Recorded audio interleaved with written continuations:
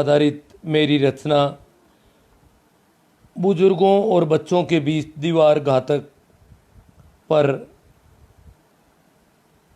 उपस्थित सभी मित्रों को मेरा सादर अभिवादन। राम राम, नमस्कार।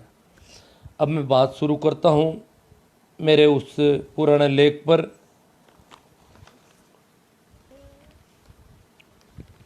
लेख मैंने विशेष उद्देश्य से लिखा था। उन दिनों मैंने लिखा था कि ये जो बुजुर्ग हैं उनको कहीं घर में वो अलग थलग पड़े रहते हैं, तो उनका घर में योगदान भी मिल जाए और बच्चों के लिए बुजुर्ग बहुत अच्छे साबित हो सकते हैं। तो इन लोगों के बीच में, बुजुर्गों और बच्चों के बीच दीवार घातक, ये मेरा लेख का शीर्षक है। पर तो बुजुर्ग और बच्चे दोनों उपयोगी हो जाएं। बच्चों के लिए बुजुर्ग बहुत उपयोगी हो सकते हैं और इस ढंग से अगर उसको काम लिया जाए तो दोनों के लिए बहुत ज़्यादा फायदेमंद है, परिवार पूरे के लिए फायदेमंद है। तो उसी पर चर्चा करने के लिए मैंने वो लेख लिखा था, नहीं उसी पर ध्यान आकर्षित करने के लिए लेख लिखा था और आज उस पर अपन चर्चा करने जा रहे हैं। बूढ़ापा बहुधा बचपन का पुनरागमन होता है। यह अवस्था मानव जीवन चक्र की अंतिम परिणति है। साथ ही इस अवस्था में व्यक्ति जीवन की आपाधापी से निकलकर एक विश्रांति काल में प्रवेश करता है, अर्थात ये काल परिपक्व बुद्धि के साथ बाल सुलभ जीवन शैली का संगम है, जिसका भावी जीवन निर्माण में सदैव महत्वपूर्ण योगदान रहा है। इसी प्रकार बच्चे जो कि निश्चल प्रेम के रूप में खिलती हुई कलियों की तरह हमारे बीच उपस्थित होते हैं। ये एक सार्वभौमिक सत्य है कि समुचित आबो हवा पाकर ही कोई कली फूल के रूप में विकसित होती है। कली को अगर फूल के रूप में विकसित करना है तो उसके लिए एक विशेष वातावरण की जरूरत पड़ती है, एक आबो हवा की जरूरत पड़ती है, परिस्थितियों की जरूरत पड़ती है। तो बच्चा कैसे फूल बने, कैसे फलदायी हो, तो उसके लिए, और यहाँ पर बूढ़ापा जो है वो बाल सुलभ स्थितियाँ होती है। बूढ़े आदमी में थोड़े वो बच्चों जैसा बचपना भी आ जाता है थोड़ा। तो उन लोगों का, इन दोनों अवस्थाओं का साहचर्य एक दूसरे के लिए परिपूरक है, जिसे आज का युवा छिन्न भिन्न करने में लगा हुआ है। इससे देखो, इन दोनों का साहचर्य होना चाहिए। और आज का युवा क्या करता है, बच्चों को बूढ़ों के पास फटकने नहीं देते। और जो नई बहू हैं वो कहती है इसका जूठा खा लिया, पहले तो वो बूढ़ा गड़बड़ है ही, और जूठा खा गया और उसकी पता नहीं कोई बातें सीख गया तो मेरी औलाद बिगड़ जाएगी और नुकसान हो जाएगा। और इसलिए वो अपने बच्चों को उनके पास फटक नहीं देते। उनमें भी एक ऐसा भाव भर देती है और बुजुर्गों के पास कोई काम नहीं, तो स्थिति और वो ज़्यादा कुंठित होते हैं उस वजह से। अगर बच्चे उनके पास आ जाए तो एक उनका बहुत अच्छा टाइम पास, और बच्चों के साथ वो खेल भी लेते हैं और बच्चों को के विकास में बहुत अच्छा सहयोग भी कर सकते हैं। परंतु यह तभी संभव है जब युवा पीढ़ी इस बात को स्वीकार करे कि मेरे बच्चों को मैं उनके पास रखूं, ताकि बाबा उनको कुछ बातें सिखाएंगे, कुछ गिनती सिखाएंगे, कुछ और बातें करेंगे, कुछ कहानियाँ कहेंगे, कुछ पहेलियाँ सुलझाएंगे और एक दूसरे के सामने हंसेंगे, बोलेंगे।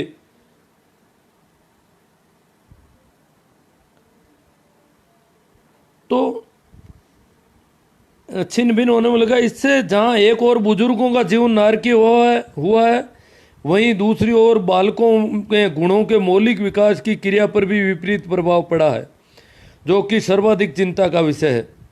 बच्चों के अंदर जो गुण विकसित होने चाहिए, उनका मौलिक विकास नहीं होना बहुत बड़ी चिंता का विषय है।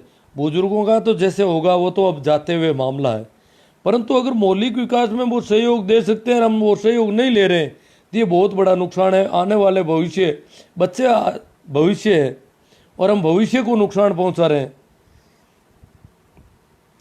आज पल बढ़ रहे बालक को मिल रहा परिवेश उसके जीवन में जहर घोलने का काम कर रहा है। बच्चे को जो परिवेश मिल रहा है उसके जीवन में, भावी जीवन में जहर घोलने का काम कर रहा है। अपने खोजी व्यक्तित्व वे जिज्ञासु प्रवृत्ति की वजह से सहायता से 5 वर्ष तक की अवस्था में बच्चा सर्वाधिक सीखता है। बाल साइकोलॉजी, चाइल्ड साइकोलॉजी, बाल मनोविज्ञान के जितने भी जानकार हैं वो कहते हैं कि बच्चा जितना पूरी जिंदगी में एक आदमी सीखता है उसका 70% 5 वर्ष की उम्र में सीख जाता है। जितना सीखना चाहिए उसका बहुत बड़ा भाग 5 वर्ष तक, अगर 5 वर्ष तक उसके साथ ठीक व्यवहार नहीं किया गया तो वो फिर हम चाहे किसी भी यूनिवर्सिटीज़ में डालो, चाहे कैम्ब्रिज में ले जाओ, चाहे ऑक्सफोर्ड में ले जाओ, कहीं भी ले जाओ, फिर वो मामला जमने वाला नहीं है। तो 5 वर्ष तक उनकी जो देख रेख है, उनके साथ जो व्यवहार है, वो अगर ठीक ढंग से नहीं होता है तो वो बहुत ज़्यादा नुकसानदायक, क्योंकि वो जितना कुल सीखता है, ये इसके अब कोई कहेगा सारी क्लासें तो बाद में पढ़ता है, वो पढ़ाई पूरी पूरी बाद में करता है, ये कैसे मान लिया जाए? पर नहीं, चाइल्ड साइकोलॉजी के जो जानकार हैं वो इसका पूरा उनके पास आंकड़े हैं, उनको पता है क्या क्या, जैसे बोलना, हंसना, ये सारी चीज़ें जो पहले सीखी जाती है, व्यवहार के सारे रंग ढंग वो छोटी उम्र में सीखे जाते हैं। वो कोई स्कूलों में नहीं सिखाई जाते सब चीज़ें। स्कूल में तो सिर्फ वो सीखा हुआ जो ज्ञान है उसी को आगे थोड़ा बहुत करने का काम करती है। तो स्कूल और यूनिवर्सिटी अगर 5 साल तक की स्थितियाँ बहुत विपरीत रही है तो स्कूल और यूनिवर्सिटी नहीं कर सकती ठीक। अब कुछ लोग कहते हैं तो फिर ऐसे कुछ घरों में मजदूर और कमज़ोर तबके के घरों के बच्चे आगे जाकर के टॉप कैसे कर लेते हैं वातावरण मिलने पर। कारण है आप किसी भी घर को अपन कमज़ोर नहीं कह सकते, और जो हाई फाई है वो सबसे ज़्यादा बच्चों के साथ दुर्व्यवहार करते हैं छोटी उम्र में। जो अपने आप को बहुत ज़्यादा इंटेलिजेंट, बहुत ज़्यादा बुद्धिमान, बहुत ज़्यादा पढ़े लिखे एरिस्टोक्रेट फैमिलीज हैं, वो बच्चों के साथ सबसे ज़्यादा गड़बड़ कर रहे हैं। इसलिए उन घरों के बच्चे फिर ऐसा विकास नहीं कर पाते अपना। तो अपने खोजी व्यक्तित्व में जिज्ञासु प्रवृत्ति की सहायता से 5 वर्ष तक की अवस्था में बच्चा सर्वाधिक सीखता है। अर्थात व्यक्तित्व निर्माण में ये सबसे महत्वपूर्ण अवस्था है, और इस अवस्था में समुचित अनुकूल परिस्थितियों के अभाव में अवरुद्ध विकास के अनेक उदाहरण हमारे सामने हैं। जैसा कि दक्षिण बंगाल के जंगलों में भेड़ियों के साथ एक 13 वर्ष का बालक मिला, एक उदाहरण है, भेड़ियों के साथ एक 13 वर्ष का बच्चा मिला। शेषवा अवस्था में भेड़िए इस बालक को उठाकर ले गए थे, उनके बच्चों के साथ ये भी पलता रहा, भेड़ियों के बच्चों के साथ पला। भेड़ियों के संस्कार उस बालक में भी डलने लगे, वे भी उनकी तरह बोलना तथा चारों हाथ पैर से चलना सीख गया। वन विभाग के कार्मिकों ने जंगल में मिले इस बालक का नाम रामू रखा। रामू को पैरों पर सीधा खड़ा करने वे बोली सिखाने के 6 महीनों के प्रयासों के उपरांत वे अपने नाम का उच्चारण भी नहीं सीख पाया। 13 वर्ष का बच्चा 6 महीने तक सारे प्रयास किए परंतु अपने नाम का उच्चारण नहीं सीख पाया, क्यों? वो सीखने का समय निकल गया उसका, जब वो सीख सकता था। उस समय वो हिंदी या मारवाड़ी कोई भी सीखता तो बाद में वो फ्रेंच भी सीख सकता था, बाद में वो दूसरी भाषाएं भी सीख, परंतु उस समय उसको मनुष्योचित संस्कार, मनुष्य की जो भाषा जैसी होनी चाहिए थी वो अगर सीखता, मनुष्यों के संस्कार उसमें होते तो आज वो आगे परिमार्जित किए जा सकते थे। नाम का उच्चारण भी नहीं सीख पाया, उल्टा बचपन में हुए विकास की दिशा में विपरीत किए गए प्रयासों से रामू का स्वास्थ्य गिरने लगा। जो बचपन में जो उसका विकास हुआ उसके विपरीत जो प्रयास किए तो उसका स्वास्थ्य गिरने लग गया। पर्याप्त चिकित्सा व्यवस्था के उपरांत उसकी हालत में सुधार नहीं हुआ, अंततः रामू चल बसा, क्योंकि इसके जीवन निर्माण की दिशा का निर्धारण तो बहुत पहले ही हो चुका था। जीवन निर्माण की जो दिशा का निर्धारण है वो बहुत छोटी उम्र में हो जाता है। ऐसे बहुत उदाहरण है, कई बच्चे मिल गए भेड़ियों के साथ और जंगलों में मिल गए और उनके साथ यही हुआ, उनको जिंदा नहीं रख पाए हम, क्योंकि वो अगर वहाँ रहते तो और जिंदा रह जाते उनके साथ तो, परंतु हमने आकर के हमारे संस्कारों में डालने की कोशिश की और इस प्रयास में हम उनको जीवित भी नहीं रख पाए, ये हालत हो गई। अर्थात उसमें भेड़ियों के कौशल तो विकसित किए जा सकते थे जो कि स्वाभाविक भी था। इससे स्पष्ट होता है कि समस्त विश्वविद्यालयों का काम बाल्यकाल में हुए मौलिक विकास को परिमार्जित करने तक ही सीमित होता है। अर्थात इस जगत की कोई भी व्यवस्था बाल्यावस्था के नुकसान की लेश मात्र भी भरपाई करने में सक्षम नहीं है। शैशवावस्था मानव जीवन चक्र की बुनियादी अवस्था है, जिसमें बालक के व्यक्तित्व की दिशाओं का निर्धारण होता है। अर्थात बालक अपना अधिकांश ज्ञान शैशवावस्था में प्राप्त करता है। इस अवस्था में बालक को सर्वाधिक साहचर्य माँ का मिलता है। बालक के सबसे ज़्यादा साथ कौन रहता है? माँ। इन दिनों तो वो माँ के साथ रहता है। माँ की ममता ही बालक के व्यक्तित्व विकास में सर्वाधिक सहायक होती है। माँ की जो ममता होती है वो उसके व्यक्तित्व के विकास में बहुत ज़्यादा सहायक होती है। अगर वो कोरी ममता हो, मोह हो जाए तो मामला अगर मोह में बिगाड़ सकती है माँ। ये हो जाता है मेरा बच्चा। ममत्व किसी के साथ भी हो सकता है, परंतु मोह में मेरापन हो जाता है, और मेरापन होने से मामला कुछ गड़बड़ भी हो जाता है। तो ममता जो है उसको, ममता और मोह में कुछ फर्क है। परंतु गत कुछ दशकों में माँ के व्यवहार में आया बदलाव बालक के स्वाभाविक विकास में बाधक बन रहा है। माँ का व्यवहार बच्चों के प्रति ठीक नहीं रहा है जैसा होना चाहिए। जैसा एक माँ का व्यवहार होना चाहिए वैसा नहीं रहा। कुछ वर्षों से बदलाव आ गया। वो लिपस्टिक लगाती है, ब्यूटी पार्लर होकर आई है, अब वो बच्चे के साथ वैसा व्यवहार नहीं कर पाएगी। उसकी बीमारियां दूसरी हो गई। वो अपने आप को बहुत अलग से दिखाना चाहती है। उसके बाल भी करने नहीं चाहिए। बच्चा हो सकता है बाल भी पकड़ ले उसके, वो सारी अपने वो, क्योंकि उसको दूसरों को और कुछ दिखाना है, अपने आप को पता नहीं क्या प्रदर्शित करना है दूसरों के सामने। और वो बीमारी जो है वो बच्चे के साथ बहुत नुकसानदेह हो रही है। आज की माताएं बच्चों को छोटी छोटी बात पर झिड़क देती है, झिड़कती ज़्यादा है, मारपीट भी ज़्यादा कर रही है आज की माताएं। यह था कपड़े गंदे कर दिए, बच्चा अपने कपड़े गंदे करता है, धूल से स्नान कर लेता है, पानी भी गिरा देता है, रेत ऊपर डाल देता है बच्चा, परंतु वो अपनी जिज्ञासाएं शांत कर रहा है, वो कुछ सीख रहा है। एक बच्चा अगर पानी गिरा रहा है और पानी गिरा रहा है तो देख रहा है पानी किधर जा रहा है, वो पानी के पीछे पीछे जाता है, पानी इधर मुड़ गया, फिर वो देखता है किधर जा रहा है, फिर वो लाइन लगा के देखता है, वो पानी उसकी लाइन के पीछे पीछे चलता है, और फिर अंततः वो नाले की तरफ पानी जाता है। वो समझता है ये पानी इधर इधर क्यों जाता है, तो ये उसको सीखना चाहता है। वो अपनी अंदर जिज्ञासाएं हैं, उनको शांत करने के लिए वो पानी गिरा रहा है। पर माँ ने देखा, तड़ाक मारी, बच्चा कुछ भी करता है और माँ उसके साथ व्यवहार गड़बड़ कर देती है। माँ को पता नहीं कि बच्चा अपने खोजी चित्त की वजह से अपनी जिज्ञासाओं को शांत करना चाहता है, वो प्रयोग द्वारा सीखना चाहता है, प्रैक्टिकल करता है बच्चा। तो परंतु वो कहती है कपड़े गंदे हो गए, मेरा बच्चा गंदा होगा, मेरे बच्चे के कपड़े गंदे, ये मैं सहन नहीं कर सकती। मोहल्ले के लोग क्या कहेंगे, उनके बच्चे के कपड़े गंदे थे, इसलिए गंदे नहीं होने चाहिए कपड़े। अब बच्चा कपड़े की चिंता करे या उसके अंदर कोई विचार आया है, उसके अनुसार कुछ वो जो सीखना चाहता है, कुछ समझना चाहता है, कुछ जो कौतूहल पैदा हुआ है उसको वो पूरा करना चाहता है, जिज्ञासा को शांत करना चाहता है, दोनों में से करे क्या, ये बच्चे की समस्या है। अगर वो जिज्ञासा शांत करने का प्रयास करता है तो चोरी करनी पड़ती है, अपराध वो उससे ग्रसित होता है। वे ये नहीं जान पाती कि गंदगी बच्चों को भी पसंद नहीं होती है, वे भी साफ रहना पसंद करते हैं, परंतु इस कीमत पर अपनी सीखने की प्रक्रिया के संबंध में समझौता उन्हें स्वीकार नहीं होता है। वो जो सीखने की प्रक्रिया है उनकी, उसके साथ वो समझौता नहीं कर सकते। अगर उसको लगता है कि ये धूल, मुट्ठी भरकर धूल यूं यूं ऊंची करके उछाली जानी चाहिए, तो उछाल के देखेगा उसको। अब उसमें उसके कपड़े गंदे होते हैं तो होते हैं, क्योंकि वो सीखना चाहता है।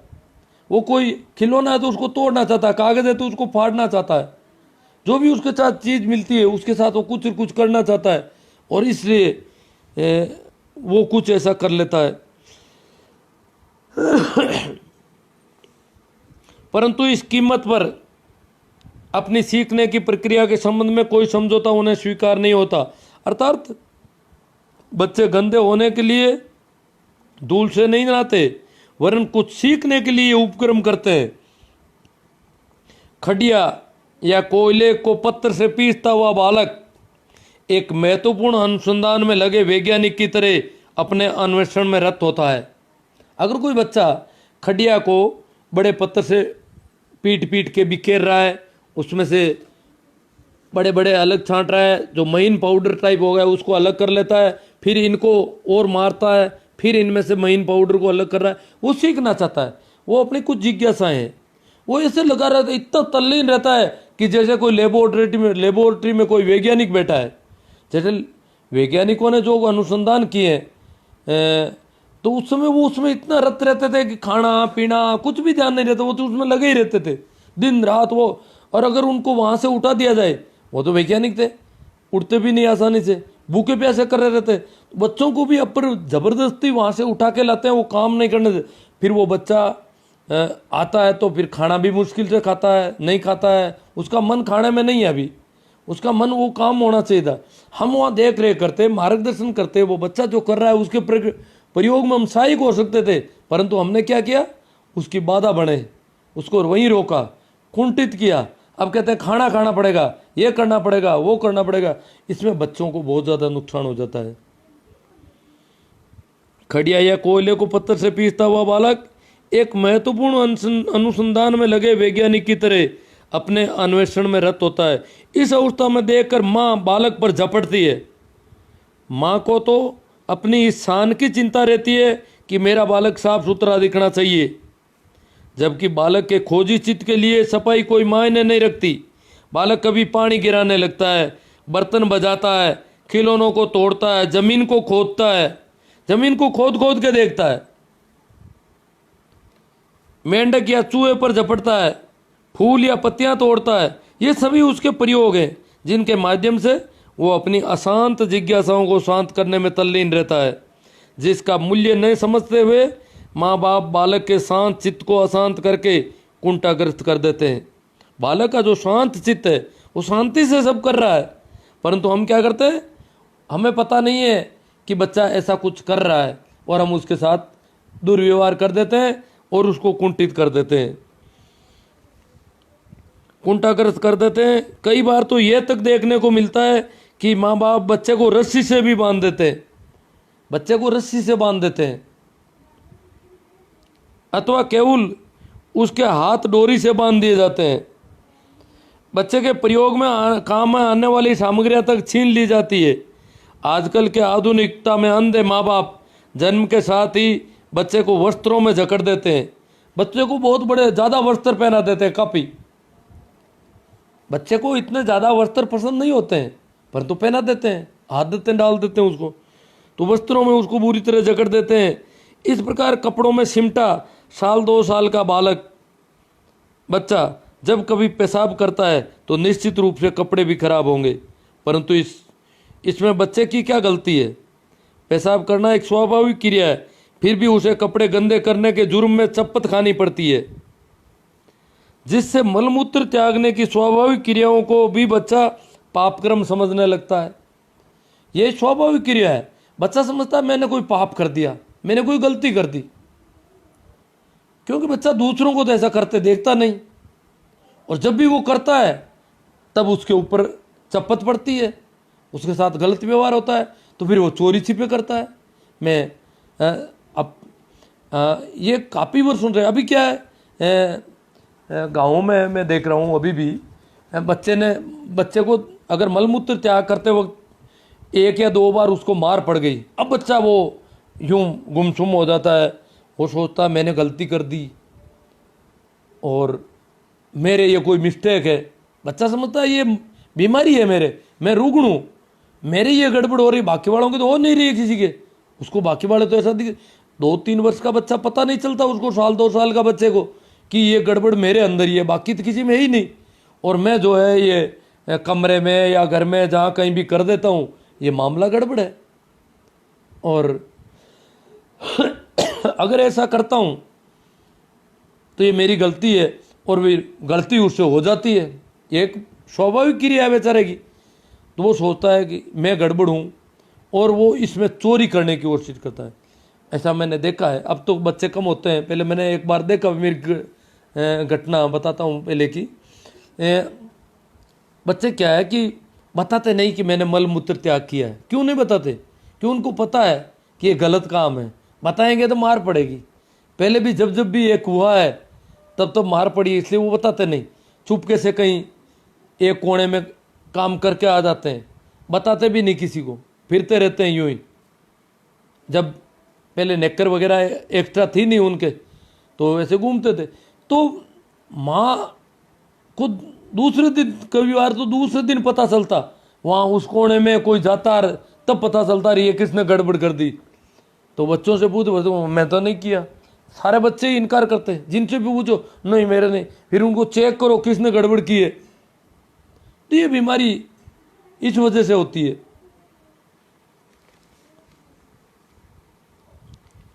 फिर भी उसे परंतु इसमें बच्चे की क्या गलती है? पेशाब करना एक स्वाभाविक क्रिया है, फिर भी उसे कपड़े गंदे करने के जुर्म में चप्पत खानी पड़ती है, जिससे मल मूत्र त्यागने की स्वाभाविक क्रियाओं को भी बच्चा पापक्रम समझने लगता है।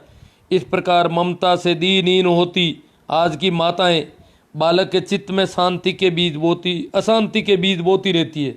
मैंने माताओं को टारगेट किया है, नाराज होने की बात नहीं है। पिताओं से तो वैसे भी कोई अपेक्षा नहीं थी मुझे। पिताओं की हालत तो बहुत ख़राब है।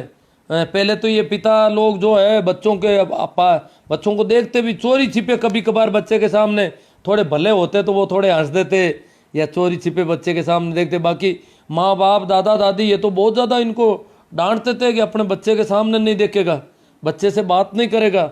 ये पता नहीं कौन से अपराध माने जाते थे हमारे समाज में। गाँव में आज भी है बीमारी।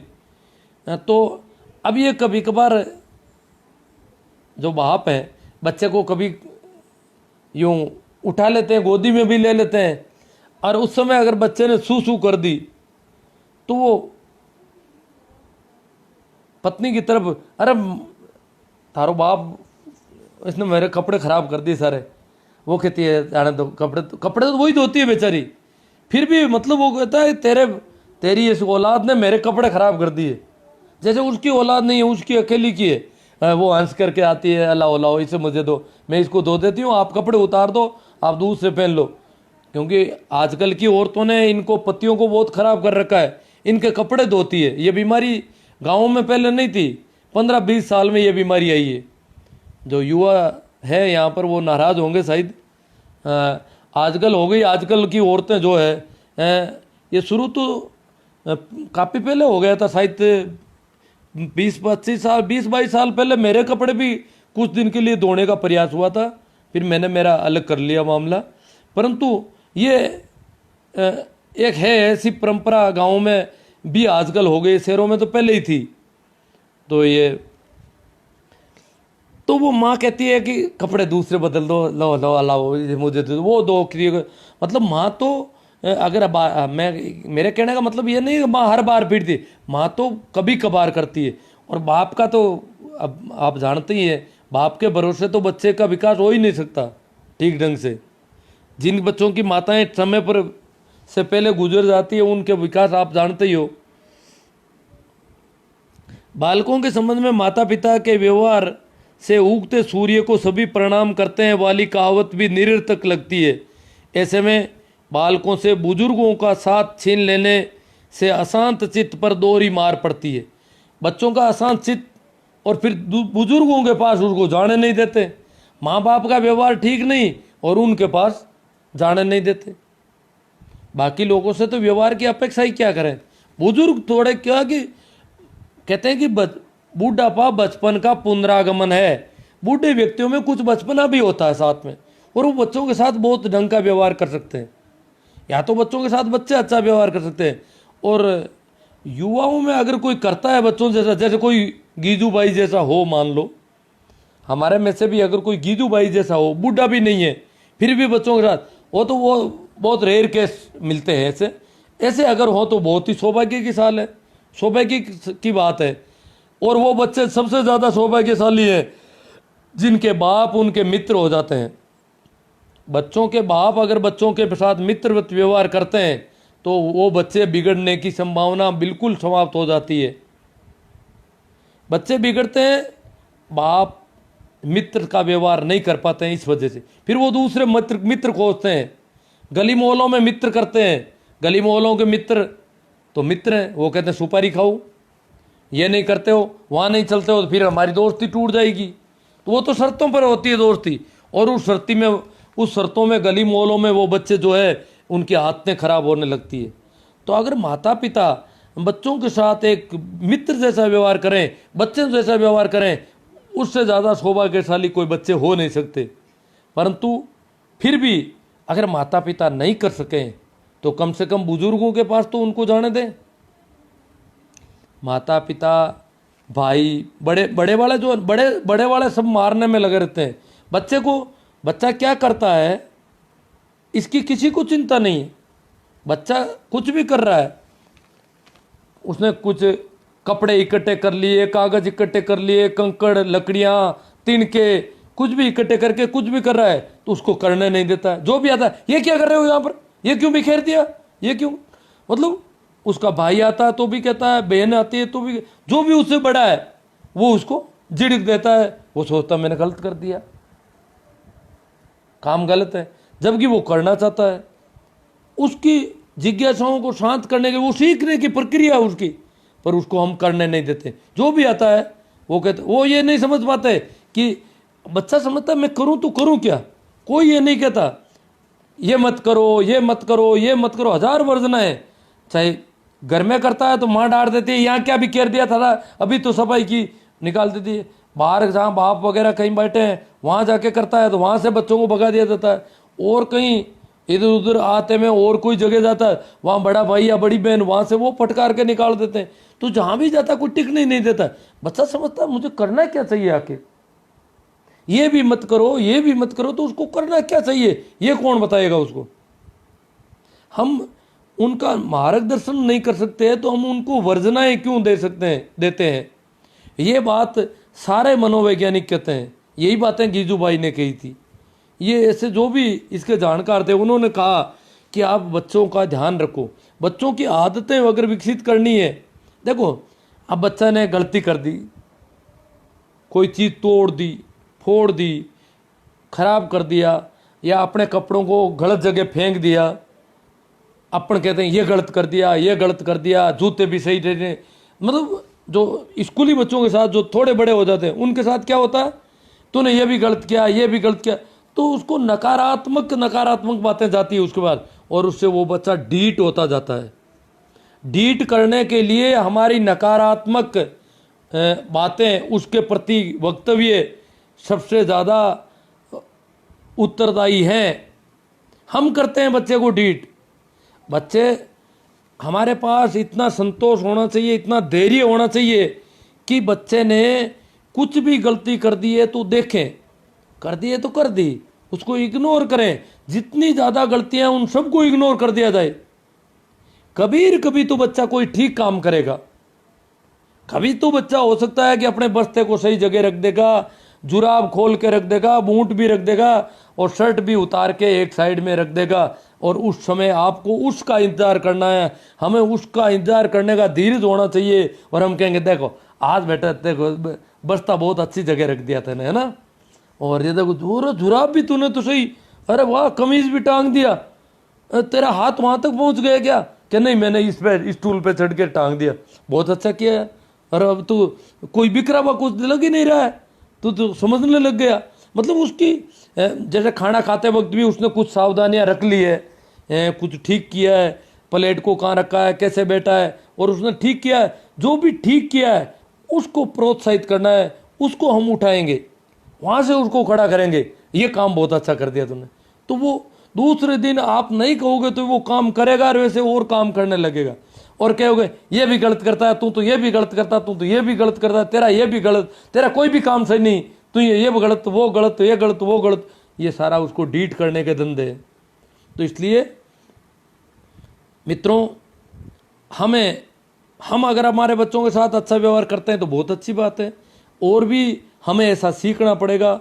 और बच्चों के साथ अगर अपन गलत करेंगे तो हम बहुत बड़ा नुकसान कर रहे हैं। तो मैं आगे जो बुजुर्गों, हाँ, तो ऐसे में बालकों के बुजुर्गों का साथ छीन लेने से आसान चित्त पर दोहरी मार पड़ती है।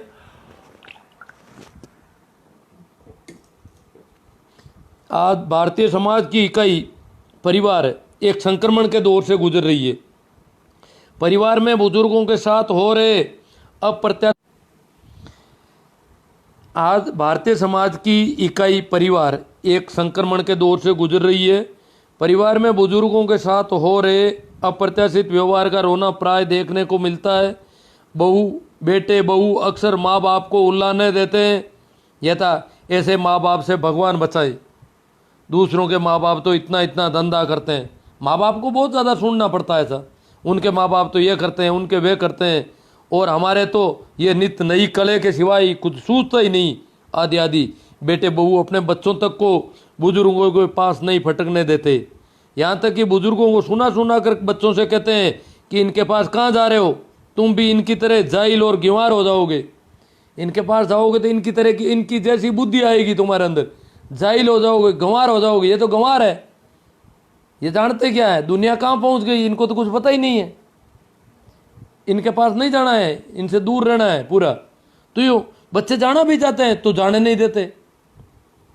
इस प्रकार बच्चों के व्यक्तित्व के मौलिक विकास में बुजुर्गों के अमूल्य योगदान से मानव समाज वंचित हो रहा है।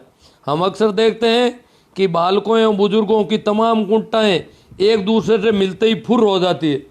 बालक और बुजुर्ग अगर कुंठा में है, कुंठाग्रस्त है, एक दूसरे से मिलते ही उनकी सारी कुंठाएं फुर हो जाती है, राजी हो जाते हैं, परंतु हम मिलने नहीं देते। हम दीवार बनकर खड़े हैं उसके बीच में। यही मेरा लेख है, बुजुर्गों और बच्चों के बीच दीवार घातक। और दीवार का काम कौन कर रहे हैं? हम अक्सर देखते हैं कि बालकों एवं बुजुर्गों की तमाम कुंठाएं एक दूसरे से मिलते ही फुर हो जाती है। इनकी आपसी बातचीत व क्रियाकलापों में झंकृत होता संगीत इनके शारीरिक और मानसिक स्वास्थ्य के लिए भी नितांत आवश्यक है। घर में अथवा विद्यालय में स्नेह में डूब के रहने वाले बालक भी बुजुर्गों के साथ प्राय किलोल करते दिखाई पड़ते हैं।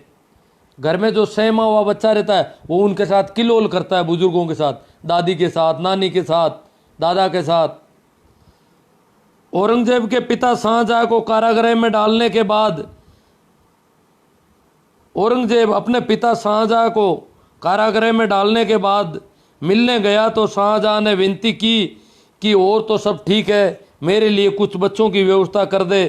अर्थात उसने बाप से, शाहजहां ने पूछा बाप से, औरंगजेब ने पूछा बाप से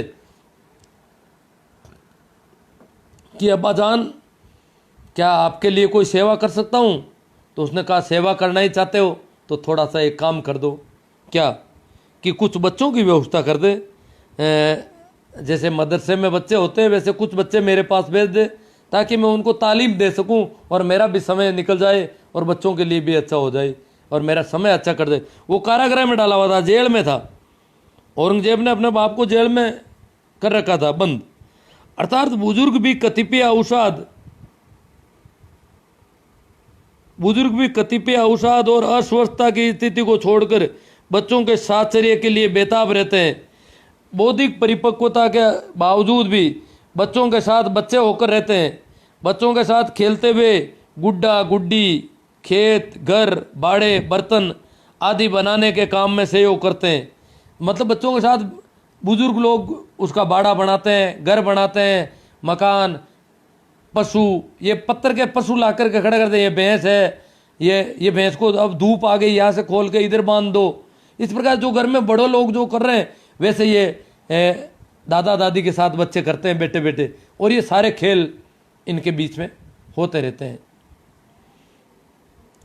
सहयोग करते हैं। बेटे बेटे अपने कई काम भी बच्चों से करवा लेते हैं, जैसे पानी का लोटा भरना, और बच्चों से कुछ काम भी अपने करवा लेते हैं। तो बच्चे काम करने के कौशल विकसित होते हैं। पानी के लोटे को कैसे पकड़ के लाना है, भरा हुआ लोटा है तो वो डिगना नहीं चाहिए, उसका पानी गिरे नहीं, कितना भरा हुआ लाना चाहिए, ज़्यादा भर लिया देख थोड़ा पहले कम से करके लाना चाहिए।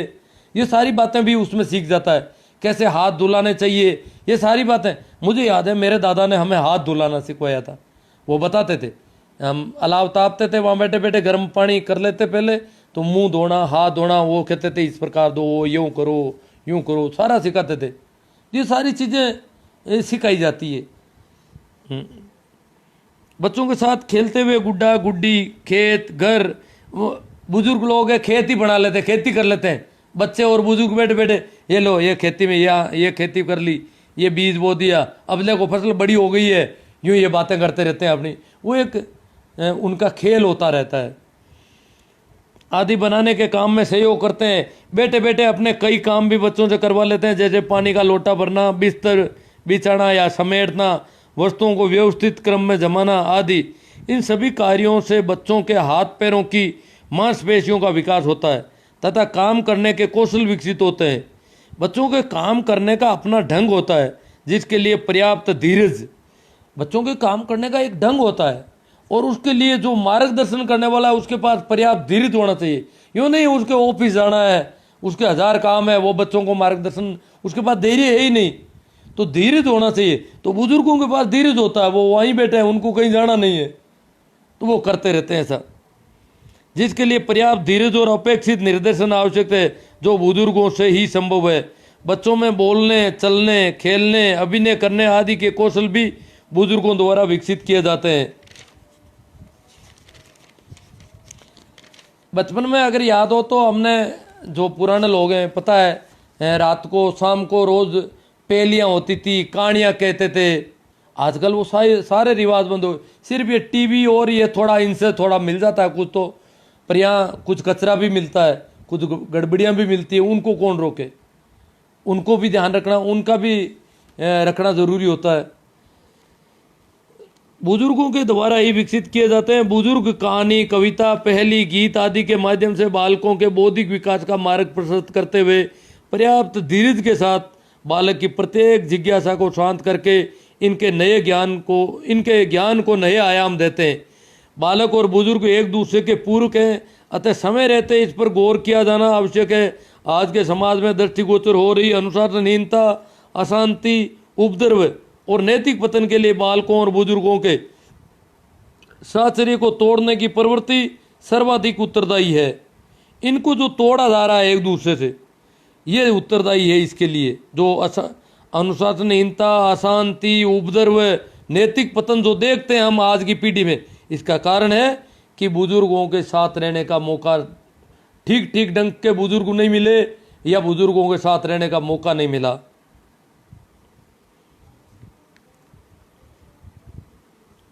सरकार द्वारा बालकों में समुचित गुणों के विकास के लिए पूर्व प्राथमिक शिक्षा के आंगनबाड़ी केंद्र भी खोले गए, परंतु ये पर्याप्त नहीं है।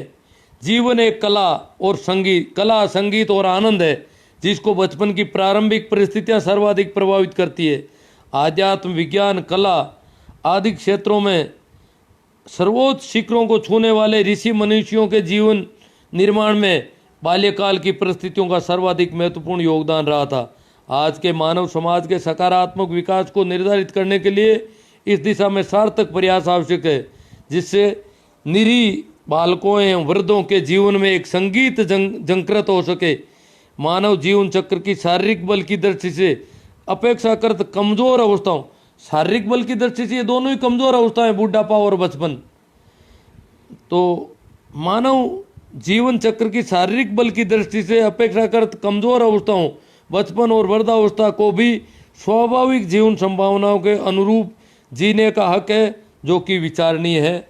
ये था मेरा लेख जो आपके सामने मैंने रखा, और अब आपके जो कमेंट आए उन पे थोड़ी बहुत चर्चा अपन कर लेते हैं बाद में।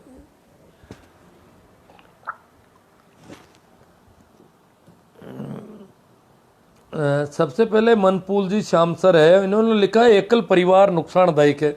एकल परिवार नुकसानदायक है, इसको भी पूरी तरह नहीं कहा जा सकता। एकल परिवार भले ही हो, एकल परिवार में भी आजकल तो एक लड़के ही है ज़्यादातर लोगों के। एकल परिवार में भी बुजुर्गों का आना जाना, बुजुर्गों का साथ बच्चों का आना जाना और रहना करने के सानिध्य मिल सकता है। एकल परिवार नुकसानदायक तब है जब बिना वजह वो अलग होते हैं। अगर संयुक्त परिवार में बहुत ज़्यादा कुंठित हैं, अशांत हैं, युवक और युवती जो ज़बरदस्ती वहाँ रहते हैं, उनका खाना पीना ठीक ढंग से पच नहीं रहा, बहुत ज़्यादा परेशानी है, तो उससे अच्छा एकल होना अलग होते ही एकदम से मतलब यूँ हल्कापन महसूस होता है और काफ़ी फायदेमंद होता है। अगर वो संयुक्त रहने में ठीक ढंग से रह जाते हैं तब कोई दिक्कत नहीं, परंतु अगर बहुत ज़्यादा कुंठित और परेशान है तो उससे अच्छा है कि वो उससे अलग होना भी काफ़ी उसका भी अलग मायने है। हाँ, सभी को मेरा राम राम प्रणाम नमस्कार। आपकी तरफ से जो भी राम राम आए उनका सबका जवाब।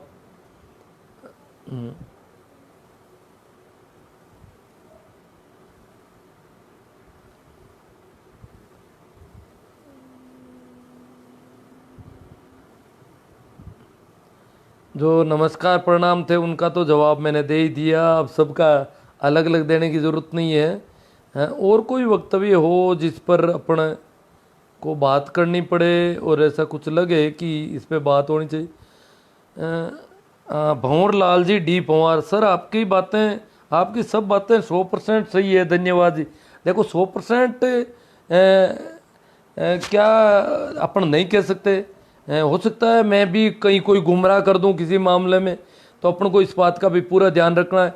किसी से भी इतना प्रभावित नहीं होना कि हम खुद अपना चिंतन और विचार नहीं कर सकें। हाँ, अपने चिंतन और विचार में अगर ठीक लग रहा है तो कोई बात नहीं, वो आपकी अपनी बातें हो जाती है फिर।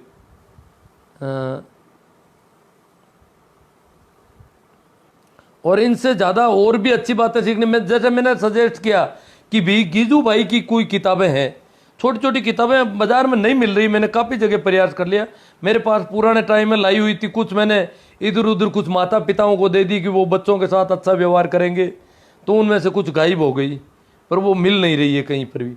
उनकी जो किताबें मेरे पास है उनकी PDF बनानी है, परंतु मैं चाहता हूँ कि मैं जब कोई ढंग का स्कैनर होगा, फ़ोन के बजाय मैं स्कूल जाऊंगा तो वहाँ के स्कैनर से उसकी PDF तैयार करूंगा अच्छी, और व्हाट्सएप के ज़रिए और जैसे भी है आपको प्रसारित करूंगा, ताकि बहुत काम की चीज़ें जिन युवाओं के भी छोटे बच्चे हैं, जिन बुजुर्गों के भी पोते पोती हैं, उनके साथ क्या व्यवहार होना चाहिए। गीजू भाई ने बहुत ही अच्छा चिंतन और मनन किया है, बहुत अच्छी उनकी किताबें मुझे बहुत प्यारी लगती है कि बच्चों की उन्होंने वकालत की, वकील थे पैसे से गीजू भाई, परंतु उन्होंने बच्चों की वकालत का धंधा किया।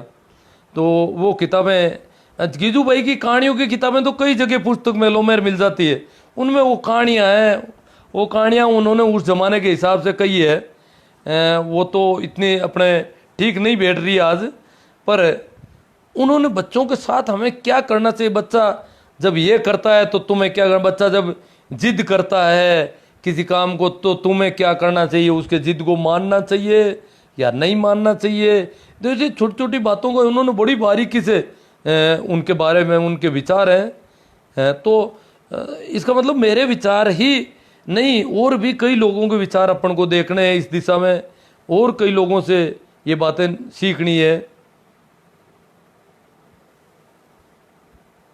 JP इन्यारा, माता पिता ही सुंदर संदेश वे संस्कार, हाँ संस्कार देते हैं, पर माता पिता क्या है कि बच्चों के साथ अगर मित्र नहीं रहते हैं तो केवल उपदेश देने से बच्चे नहीं मानेंगे। ये माता पिता उपदेश देते रहते हैं, गुटखा नहीं खाना है, बीड़ी नहीं पीनी है, ये नहीं करना, वो नहीं, ये उपदेशों को कोई नहीं सुनेगा। बच्चों के साथ अगर आप मित्रवत रहते हैं तो बच्चे दूसरे मित्रों की तलाश नहीं करेंगे, बच्चे के जो भी बात होगी वो आपको आराम से कह सकेंगे, ये बच्चे को सुविधा मिल जाएगी अगर माँ बाप मित्रवत व्यवहार रखते हैं। तो अगर माँ बाप मित्रवत व्यवहार नहीं करते हैं, केवल आदेश देते रहते हैं, तो फिर बच्चे आपको वो बातें नहीं कह पाएंगे जो मित्रों से कहा करते हैं, वो व्यवहार नहीं कर पाएंगे जो मित्रों के साथ करते हैं। और इसलिए मित्रों के साथ अगर वो व्यवहार करेंगे, वो बातें करेंगे, तो मित्रों में जो गड़बड़ियाँ हैं, जो बुरी आदतें हैं, वो भी उनके साथ उनको लेनी पड़ेगी और उनको संग्रहित करना पड़ेगा, उनमें डूबना पड़ेगा, नहीं तो मित्रता टूट जाती है।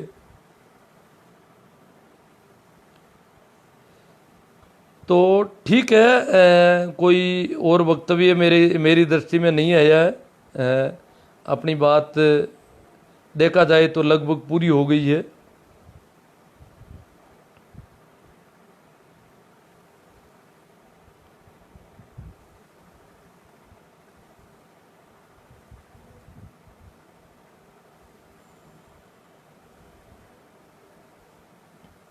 बीरा राजस्थानी में राइट के चिन्ह लगाए हैं बहुत ज़्यादा। ये भी क्या ज़्यादा राइट करते हैं, है बातें ठीक है, वैसी बात नहीं है, परंतु और भी हमें ऐसी बातें, देखो बच्चों के साथ, बच्चों के साथ न्याय होना बहुत ज़रूरी है। देखो वर्ग है, मजदूरों के नेता हो गए कई, मजदूरों के लिए बहुत बड़ी बड़ी क्रांतियां हो गई, राज्यों के तख्ता बदल दिए गए, स्त्रियों के लिए भी थोड़ा बहुत होने लग गया, जाति आधारित भेदभाव उनके पक्ष में भी वातावरण बन गए, संप्रदाय आधारित जो भी है क्षेत्र, सारी क्रांतियाँ। बच्चों के मामले में अभी बहुत कुछ होना है। बच्चों की वकालत करने वाला कौन होगा? तो बच्चों के लिए जैसे गिजूभाई जैसे, मोंटेसरी जैसे कई लोग हुए हैं जिन्होंने बच्चों के संबंध में वकालत की। अपन सभी बच्चों की वकालत कर सकें या नहीं कर सकें, कम से कम हमारे जो बच्चे हैं, हमारे परिवार के, जैसे हमारे जैसे लोगों के साथ भी स्कूल के बच्चे भी और हो जाते हैं, या आंगनबाड़ी जो वर्कर है उनके साथ छोटी उम्र के बच्चे होते हैं, उनका काम उनको ट्रीट करना है, उनमें कौशल विकसित करना है। उनका जो शुरुआती विकास है वो पूर्व प्राथमिक शिक्षा में आंगनबाड़ी केंद्र के जरिए होना चाहिए। इसी के लिए वो है, हालांकि उनमें भी क्या है कि उनको न तो उनको कोई ढंग का प्रशिक्षण मिल पाता है, न उनको कोई ढंग के पैसे दिए जाते हैं। तो इस वजह से वो भी क्या है कि ज़्यादातर पोषार कार्यक्रम जैसा लग रहा है। वैसे उसमें जो पूर्व प्राथमिक शिक्षा जो महत्वपूर्ण अंग है आंगनबाड़ी का, वो उसमें बहुत कमज़ोर स्थिति में है अभी भी। हालांकि मैं कई जगह जाता हूँ, आंगनबाड़ी में भी ऐसा, मैं 100% नहीं कहता, कुछ काम होता है। अभी मैं गया एक आंगनबाड़ी में, तो वहाँ देखा मैंने बच्चों से कॉपी करवाया जा रहा था, तो हो रहा है वहाँ भी। पर वो रोज़ होता है कि नहीं होता है, कब कब होता है, कैसे होता है, वो अलग बात है।